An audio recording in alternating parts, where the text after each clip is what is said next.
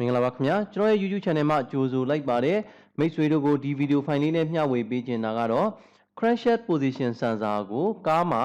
တကယ်တိုင်းတာတဲ့နီးလေးကိုမိတ်ဆွေတို့ကိုမျှဝေပေးခြင်းတာပဲဖြစ်ပါတယ် crankshaft position sensor ကို oscilloscope ကိုအသုံးပြုပြီးတော့တိုင်းတာတဲ့နီးလေးပဲဖြစ်ပါတယ်ကျွန်တော်တို့ wave form တွေကိုဖတ်မယ် wave form တွေကဘယ်လိုပုံစံမျိုးနဲ့ထွက်နေလဲလီဗာနင်းကြည့်မယ်နင်းကြည့်တဲ့အခါမှာ wave form တွေကဘယ်လိုပြောင်းသွားလဲဒါနဲ့ပတ်သက်ပြီးမိတ်ဆွေတို့ကိုမျှဝေပေးခြင်းတာပဲဖြစ်ပါတယ်ဒီမှာဆိုလို့ရှိရင်တော့ crankshaft position sensor ကဒီနေရာလေးပါဒါ crankshaft position sensor မှာဆိုရင်တော့ကျိုးကနှစ်ဆပါဒါကြောင့်မို့ inductive type crankshaft position sensor ပါဒါဆိုရင်ကျွန်တော်တို့ပထမဆုံးအနေနဲ့ဆက်လေးကိုနှိုးကြည့်အောင်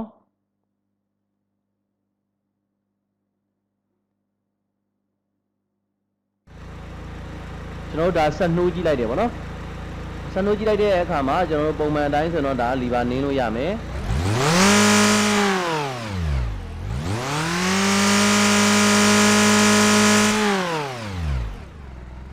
ဒါကတော့ကျွန်တော်တို့လီဗာနင်းထားတဲ့အခြေအနေလေးပေါ့နော်အဲ့တော့ကျွန်တော်တို့ဒါလောဆယ်ဆက်နှိုးထားတယ်အဲ့ဒီမှာကျွန်တော်တို့ကဘာကိုယူသုံးမလဲဆိုတော့ oscilloscope ကိုယူသုံးလိုက်မယ်ဒါကတော့ oscilloscope ပါ oscilloscope မှာဆိုလို့ရှိရင်တော့ကျွန်တော်တို့ဘာတွေ့ရမလဲဆိုတော့ဒီမှာဆိုရင်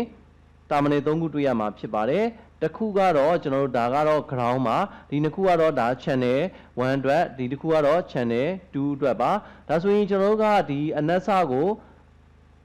ဘက်ထရီရဲ့အနှုတ်မှာကျွန်တော်တို့ချိတ်လိုက်မယ်ဒါဆိုရင်ကျွန်တော်တို့ဘက်ထရီရဲ့အနှုတ်မှာချိတ်လိုက်ပြီ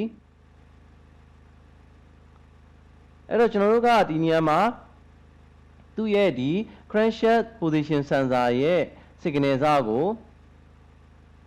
channel 1မှာလာထောက်လိုက်မယ် channel 1ရဲ့ပင်လေးမှာလာထောက်လိုက်မယ် oscilloscope ကိုဖွင့်လိုက်မယ်ဒါဆိုရင်ဒီလို wave form လေးကိုတွေ့နေရမှာပဲဖြစ်ပါတယ်အဲ့တော့ဒီ wave form လေးကိုတွေ့နေရတဲ့အခါမှာကျွန်တော်တို့ဘာလုပ်မလဲဆိုတော့လီဗာနင်းကြည့်လိုက်မယ်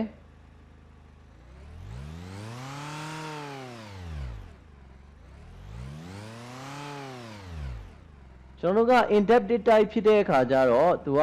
ဒီအပေါ်အောက်ပေါ့နော်ဒီဘူအားအနေနဲ့လည်းတက်လာတယ်ပြီးလို့ရှိရင်ဒီလိုမျိုးအချင်းကျယ်မှာလည်းလီဗာနင်းနေဆိုရင်အရန်ကိုစိတ်သွားတယ်ပေါ့နော်ဒါကသူ့ရဲ့ပုံမှန် wave form ပဲဖြစ်ပါတယ်ဒီလိုပုံစံမျိုးနဲ့crankshaft position sensor ကောင်းမကောင်းကျွန်တော်တို့စစ်ဆေးနိုင်မှာပဲဖြစ်ပါတယ်ဒါဆိုရင်လီဗာပြန်နှင်းကြည့်မယ်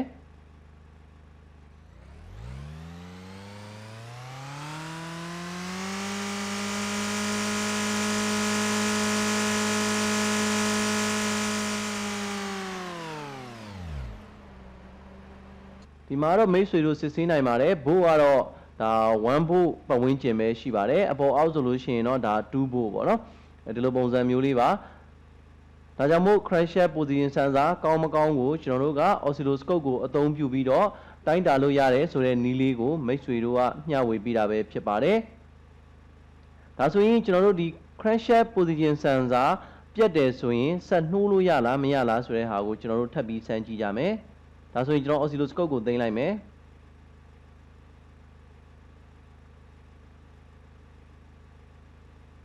အဲ့တော့ကျွန်တော်တို့ဘာသုံးမလဲဆိုတော့ diagnosis ဘောက်ကိုထုတ်လိုက်မယ်ထုတ်လိုက်ပြီးလို့ရှိရင်လောလောဆယ်မှာဘာကုတ်တွေရှိလဲဆိုတာကိုအရင်ဆုံးဖတ်ကြည့်လိုက်မယ်ဖြတ်ကြည့်လိုက်မယ်ဒါဆိုရင်ဘာကုတ်မှမရှိပါဘူးဒါဆိုရင်ကျွန်တော်တို့ကဘာလုပ်မလဲဆိုတော့စက္ကန့်ရက်လိုက်မယ်ဒီ socket လေးကိုဖြုတ်ကြည့်လိုက်မယ်ပေါ့နော်ဖြုတ်ပြီးသွားရင်ကျွန်တော်တို့ဘာလုပ်မလဲဆိုတော့ဆက်နှိုးကြည့်မယ်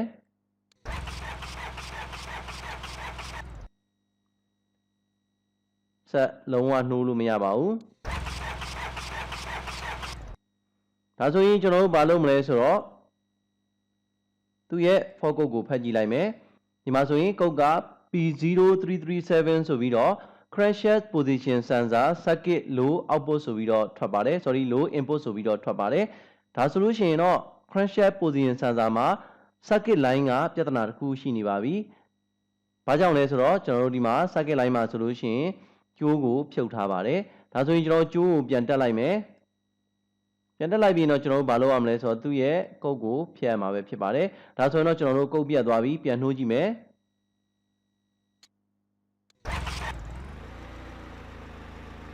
ဒါဆိုရင်တော့ဆက်ကပုံမှန်နိုးသွားပါပြီဒါကြောင့်မို့ကျွန်တော်တို့က circuit line နေ ပြဿနာဖြစ်တယ်ဆိုလို့ရှိရင်လည်းဒီလိုပုံစံမျိုးကုတ်တက်ပါတယ်ကုတ်တက်လာတယ်ဆိုရင်တော့ကျွန်တော်တို့ကကျိုးတိုင်းကဖြစ်တာလားဒါမှမဟုတ်လို့ရှိရင်သူ့ရဲ့ဆန်ဆာကပြတ်နေတာလားဆိုတာကိုကျွန်တော်တို့